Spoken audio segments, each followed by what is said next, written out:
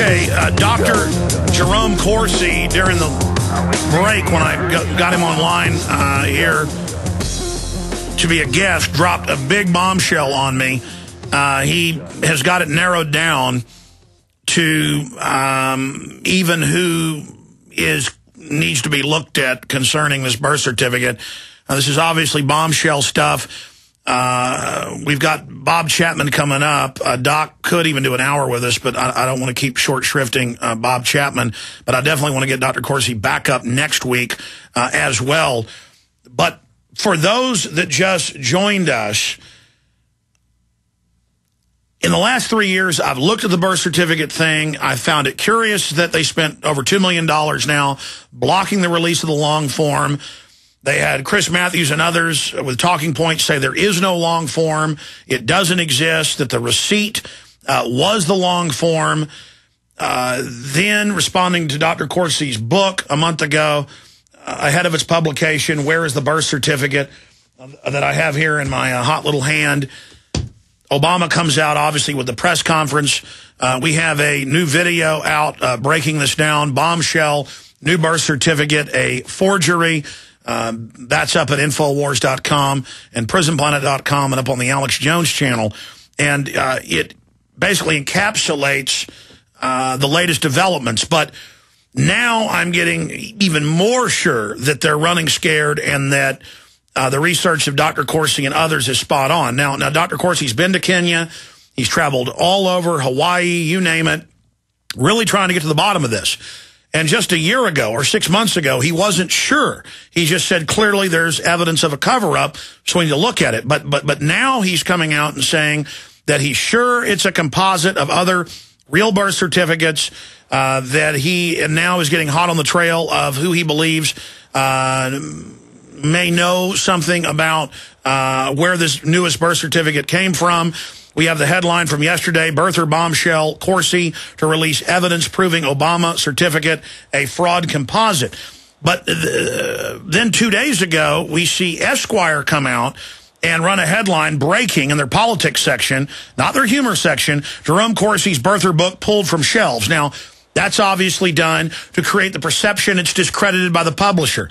So people have runs on the bookstores and say, I want my money back. So they get scared and pull the book. It is extreme economic espionage. Then 5-6 hours after it's published, they come out at the bottom and bury in a paragraph, this was satire, when clearly it was put out to damage them. And WorldNet Daily Books, Dr. Jerome Corsi, Joseph Farah. This shows desperate concern by the White House and their surrogate, known surrogate, Esquire. The same day, the White House said they're going to run on the birth certificate with coffee cups and T-shirts with the slogan, Made in America, with Barack Obama on it, with a copy of the new fake birth certificate. Now, we've looked at it. We're going to go over why it's fake, how it's a composite, the total proof, and more. And the fact that they blinked, Dr. Corsi and others smoked them out of their holes, and the president blinked. Dr. Corsi, this gets crazier and crazier by the minute. Thank you for joining us. Well, great to be with you, Alex. And I've never in my life seen the White House attack and attempt to suppress or censor a book as strong as mine. I mean, now the Democratic National Party and the President's Re-Election Committee are sending out this letter soliciting funds. They mention me by name in the first sentence and vilify the book. They even sent the letter to me, addressing me to give them funds. Of course, I sent them some money and got a mug. I mean, it's ridiculous. This type of attempt to suppress a book is counter to the First Amendment, and what it shows is that the information in this book, I've said this from the beginning, the White House, the Obama administration, they will not survive if the American people read what's in this book and understand it. Well, you're absolutely right. Where do you want to start? Let's start with a recap of the old birth certificate they claimed was the original and no other long form existed. Then they flip-flop there. Now we've the proof that this new one is a joke-level fraud. Joke-level fraud. And, I want to make 2 points, Alex. First of all, if this new long-form birth certificate existed, why wasn't it released 3 years ago? Why don't we have this instead of the short form certificate of live birth? And Alex, I got a call about 3 weeks before it was released from one of my sources in Hawaii, and I was told that the new long form birth certificate had been forged. It had been slipped into the logbook.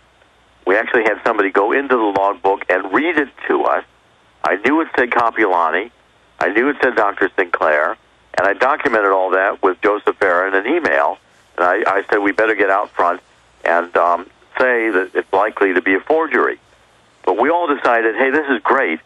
If the book smokes out Obama, and, you know, they blink, they feel fear, they have to respond to try to destroy the book. Now we've got Barack Obama personally committed, coming to the press room saying, this is my birth certificate. This is like Nixon coming out and lying in the press conference and saying that he wasn't involved in the break-in. Precisely. Yeah. And now the White House is committed to this document. They can't say, oh, no, we meant the other birth certificate. If this document proves to be falsified, the Obama administration of necessity comes to an end because they tried to preserve the administration with a criminal fraud. All right, let me stop you for a moment. You mentioned the fact that why didn't they bring this out 3 years ago and say that no long form existed? Why did Abercrombie get into office, the new governor of Hawaii, and say, I'm going to go down there and release it, and then tell two newspapers, as you reported, but mainline papers there in Hawaii, that I looked for it and couldn't find it. This is, quote, going to be a problem in the upcoming election. And then magically, it does pop up, and you've got moles inside of there, because you've already been there snooping around, that told you, hey, guess what, Dr. Corsi, it looks like I Dream of Jeannie, made it appear in there. Well, and, I think the falsification occurred between the time when Abercrombie could not find any evidence of a long-form birth certificate, and we had that Michael Evans come out and say so, the celebrity reporter from Hollywood, saying he talked to Abercrombie, and Abercrombie could not find the long form. That's when the forgers started to work seriously, knowing my book was coming out. And by the way, Donald Trump, I discount. I'm completely convinced at this point Donald Trump was subterfuge, that he called me 2 or 3 times, got me to give him a copy of the book in advance. I'm convinced Donald Trump was, through Mike Cohen, it seems to be 50-50 working with Obama.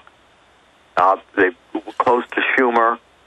So Donald Trump says, let's beat the drums big, then you release the birth certificate. I'll say satisfies me. The press will go to sleep, and I'll get my new $60 million contract. Well, I'll tell you the dead ringer. He'll get his new $60 million NBC contract. Which is GE. Which got bailout money and Rachel Maddow and all of them. But expanding, here's the dead ringer.